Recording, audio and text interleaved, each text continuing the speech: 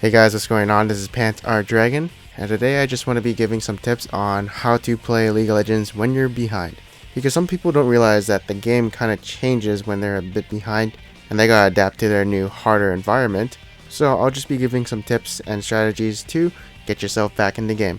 The table of contents in this video will involve for junglers and people who are laning, and just general strategies in the mid game and late game. This video will focus on you as an individual, making choices instead of, your team deciding your fate for you. And so hopefully, this video will help your decision making.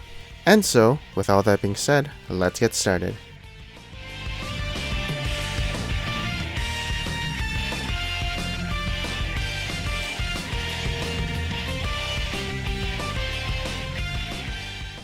Okay, so first up, we're going to be doing laning tips. And the first tip we're going to be going over is avoid trades. So obviously you want to avoid trades as much as you can, as you'll probably lose them since you're down an item and maybe down a level. So that enemy is stronger, and if you do trade, well, you'll probably come out on the bad side of that trade. So if the enemy is like zoning you off CS, will you risk, taking harass and going for that CS in a trade, or back off and wait until you can actually get that CS with an auto attack, or however you want to get it. The next tip I want to be giving you guys is let your team carry you. So you might have the mindset where you're the carry and you absolutely must dumpster your lane or the game is over. And you don't realize that your teammates are, maybe actually winning their lanes. And then you might realize that, the game's not all about you. And so the way to let your team carry you is don't die. Like, if you stop feeding, that means your team has an easier chance of carrying you and, winning the game. So that's why I tend to play much more passively when I die and I see my other lanes are winning. Next tip, ward when you get an opening. So if you don't ward, you will probably get ganked. Well, you could avoid ganks if you had a ward, but you probably get what I'm saying. So usually what I will do is when I die from a gank, I'll probably buy a ward, since the jungler is the reason why I died, so I want to prevent that from happening again. Now, talking about ward timing, it's usually when you push the lane into your enemy, and that's when you go to your sides and ward out or go for a gank. You can also just ward out over the wall by your tower if you're feeling unsafe, and something I don't recommend is trying to harass your enemy under the tower, because that's only done if you actually have lane control and you also have the vision to protect yourself. Otherwise, you're making a risky move and an easy gank. And next up, we want to build defensively. So usually, when you're behind and you build defensively, you'll eventually win that lane, since resist might negate damage. And you have base damage, so that'll outscale their damage. So for instance, let's say you're playing Twisted Fate and you're facing a Lux. If you aren't confident enough that you'll dodge her skill shots, you might want to consider getting an Abyssal Scepter, since that'll make the laning phase much more easier, and it's usable with your kit. But you also have to consider if the enemy has a bunch of magic damage on their team besides Lux. If not, for instance, there was a Pantheon Aurelia in this game, you may not want to buy this item. The next tip I'm going to be giving is try to play under your tower as much as possible. This is the safest area to play around, as there's a very low chance of dying. This way, the only way you're going to probably die is get tower dove or somehow having a play being made on you. The enemy's minions will eventually push into you and you'll get the CS, so there's no reason for you to go out there and getting harassed or potentially dying somehow. You kind of give up some of the map pressure because the enemy has you kind of pinned down. You kind of give up a little bit of map pressure because the enemy mid laner has you pinned down and could potentially be roaming to other lanes. And also, if the enemy has somewhat pressure on you and is winning the lane, but the enemy jungler is not around the area, then of course it's safe to say that you can go out there and get some CS. Next up, obviously you don't have to play bitch all the time. You can actually go out there and poke the enemy if you can win that trade, or they can't poke you back. So basically go for smart trades and try and outplay the enemy, or sit back and try and get some farm. Now this is not a smart trade because, well, when she did hit that Q, I'd probably be dead. And also I didn't know where the enemy jungler was. I was just simply lucky and dodging her Q, and also getting the Storm Raider's surge buff, which probably did prevent that gank from happening. And next tip, wait until you build resist against them if you're a tank. So this is basically the same tip I gave before, but I'm going to be going a little bit more in depth. So usually when I'm losing like this, I kind of just deal with it and try and farm as best as I can, but once I come back with some items, I can probably win the lane at that point, since I do have the resist to counter him.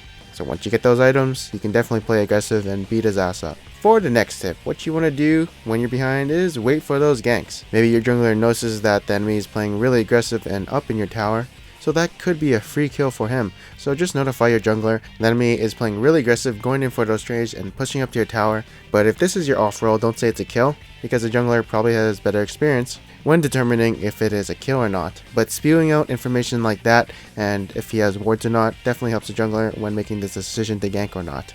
Next tip, avoid harassment of any kind. No, not those Jehovah Witnesses that come to your door and are very pushy for you to join them. The harassment coming from your enemy. I already kind of said this, but let's go a bit more in depth. So obviously you want to avoid trading, and sometimes enemy will zone you off CS and will contest you for one creep. You have to make a choice. Do I take that CS and the harass, or do I not get the CS and take no damage and maybe a bit of the enemy's mana? Like, good mid laners and top laners will probably contest you on every CS, as they know your most vulnerable point is when you're auto attacking the minion, since you basically stand still when you're auto attacking. Next tip, buy pots. So they're kind of expensive in this patch. They do cost 50 gold, but they're still worth it because they'll let you live in lane forever and ever. As long as you can survive in lane, well, you'll probably have an easier time just staying alive. So yeah, potions are your friends. And for the final tip, you can go CS when their skills are down. So obviously, since they have no skills up, how can they harass you? Like, you have a good window for about 8 seconds until it's back up, but you'll instinctively make use of that time and try and grab the CS of what you can, or go for the harass on the enemy. Either way, knowing that their cooldowns are down can definitely give you some breathing room and giving you an opening. And as you can see, most of these tips are pointing to one thing: don't die. So to simply put up the laning tips, don't die. Next up, we're going to be talking about the jungle and how to play behind when you're jungling. And we'll be featuring the jungle Devour Kennen jungle. Ooh, that's pretty interesting. But first tip, avoid the enemy jungler. The enemy is probably stronger than you, so don't go into his jungle and expect to kick his ass. If he is in an area that you kind of want to go into, back out of that area because you probably can't contest whatever is in that area, like the Wraith camp, and it can lead into things like taking a lot of damage or just dying up in the enemy's jungle. And then, like the laning phase, build defensively. So a good example of this would be Rek'Sai. Rek'Sai is known to go Cinderhulk or Warrior depending on how she is doing, and a good deciding factor for me at least is I will go Cinderhulk if I'm not snowballing and I don't have 2 kills on me. If the game is even and maybe I have like 1 kill or 0 kills, 0 assists and the game is even, I'll probably go Cinderhulk. It's all pretty situational, so yeah, usually if you're behind, probably want to build tanky and resist against enemy. Next up, when you're behind, farm up until you are comfortable in power. So usually when you have a couple of deaths, you will probably be behind in terms of levels comparison with the enemy jungler. And so the safest way to catch up to the enemy jungler is just to farm up your jungle as much as you can. Obviously you can still go for those ganks, but you're much weaker than you were before. So unless your laner has the power, don't expect too much from yourself in terms of doing damage and finishing the enemy off. And also usually when you're behind, you want to avoid 2v2s. 2v2s probably won't go your way. You're behind, you're down in levels, you're down in items, so you'll much likely lose these 2v2s. And that's why ganking can actually be scary. If the enemy counter ganks or you try to counter gank the enemy jungler, it might not go so well in your favor and you might be just ending up giving more kills to the enemy team.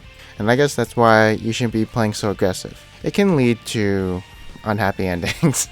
And next up is going to be avoiding the enemy's jungle. So like the very first tip of our jungle tips, we'll be going a bit more in depth in this. So the reason why you actually avoid the enemy's jungle is because it's his territory, blah blah blah, I already said this. But since the enemy has a lead, they'll probably have wards around the map, more than you think. And so they can probably see you entering their jungle and then collapse on you and probably kill you. So unless you're like really sure that you probably won't die when you're going to counter jungle the enemy, I'd avoid the enemy's jungle. And of course, if you can find a 2v1 or excelente ganks where the enemy is not coming for them, then go for it. There's nothing wrong with getting yourself back in the game, but you kind of have to be a bit more, cautious about these decisions and make sure they're actually not coming in with a counter gank and where the enemy jungler is. And next up, you want to support the winning lanes. So you know that tip I gave to the laners about letting your team carry you? Well, as a jungler, you can actually support them in carrying your ass by giving them wards, giving them jungle support, ganking their lane often, and just being around the area if anything happens. Things like this will definitely help your carries snowball the game, and hopefully grabbing that easy elo for you. And next up, don't do the dragon early. It doesn't really give a lot of experience points, and by early game, I mean like levels 1 to 5, so if you're a jungler who can actually do it pretty early, you will actually be putting yourself behind, but giving your team an advantage in more of the mid game, of course. But you'll probably be down 1 or 2 levels on the enemy jungler, so you won't have that early game pressure. And next tip, buy the wards or tracker's knife. So just getting wards for your team definitely helps them, gives your team a bit more map control, and of course gives them protection from any kind of gank. As a jungler who is behind, you won't really need the Stalker's Blade or the Skirmisher's Saber, because since you aren't snowballing and making aggressive moves, you won't be using these smites offensively, and you'll be playing more passively, so it's better for you to just, help your team and play that support role. Finally, we'll be doing general tips for mid-game. This is going to be the last part, so bear with me here. And so for the very first tip, it's going to be a very simple one: fight with a numbers advantage. So 5v4s, all in your favor. This is a good way to come back, and if you see like an Aurelia top, ooh, go for it. You just might be able to get that pick onto an enemy team and get yourself back in the game. Next up will be letting an enemy team dragon. There have been so many times in lower elos where a team tried to contest the dragon even though they were considerably weaker than enemy team, and what would end up happening is they would get aced and giving up another 5 kills plus dragon to the enemy team.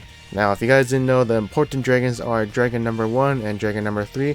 Number 2 and number 4 don't really count, they suck. But obviously you have to contest dragon number 5 every time, otherwise the enemy team has big boosts on their stats and, true damage. And then you just gotta wait until the enemy throws. So in this throw, I feel like the enemy was pushing too hard after pushing out mid tower, because they went for the top tower and they kind of forgot that Twisted Fate was in the game. So they were pushing pretty hard with relatively low healths, and that's an easy opportunity for Twisted Fate to come in the game and get some picks for him and a comeback. Some other common throws would be turret diving when they can't really do that and your team just kites them, and basically the turret's just wailing on them or zoning off some teammates of the enemy. And the next tip will be stalling out the game. So this is kind of hard, but there are many ways to do this. For instance, wave clearing. Wave clearing definitely stalls out the game, as they can't really push towers if they have no minions, so you can just sit back, kill the minions, and well, they can't get a tower, usually. And next up will be split pushing and pushing waves. So split pushing or pushing waves definitely attracts a lot of attention. Doing this will either have two things happen: have the enemy come on a wild goose chase and send a bunch of members to kill you, and obviously you don't want to die because that's actually better for the enemy team. But if you have the vision to just kind of back out after pushing the wave, they kind of have to send someone to deal with that wave and then, basically stalling out the game. And then go for picks if you have a good pick comp. Getting picks can definitely get you a comeback into the game. So if you see someone kind of out of position and you're grouped up and you can kill them, go for it. Pick comps and assassins like Rengar and Twisted Fate can definitely make a move onto the enemy, and the enemy can't really do anything if they're down a member, and you can fight them 5v4. And of course, warding up will help, since you can see where the enemy is going, what their next move is, and you can plan out yourself what you should be doing to counter their movement. And next up is going to be, if the enemy has Baron, you're probably gonna drop some objectives, especially the inner turrets, because they drop fairly quickly now and minions do get a pretty good buff. So it's not hard for the enemy to knock these towers down, and you're just gonna tell your team to back away from towers, since it is kind of uncontestable. Although the inhibitor turrets, yeah, those are the things you gotta protect, since you don't want the enemy getting a free inhibitor. And yeah, that is it for this video. I hope you guys enjoyed it. Let me know what you guys thought about this videos and whatever ideas you kind of want me to do a video on in the comments below. And also if this video actually did kind of help you get some insight on how to play behind, because that's definitely what I want to see, if this guide is actually helping people or not. And yeah, if you want to support my channel and you enjoyed this video, or this video actually did help you, definitely give this video a thumbs up. But if you didn't like it for whatever reason, then yeah, give a dislike. Anyways, thank you guys for watching this video. I hope you guys enjoyed it. I'm Patrick Dragon, and I'll see you guys next time.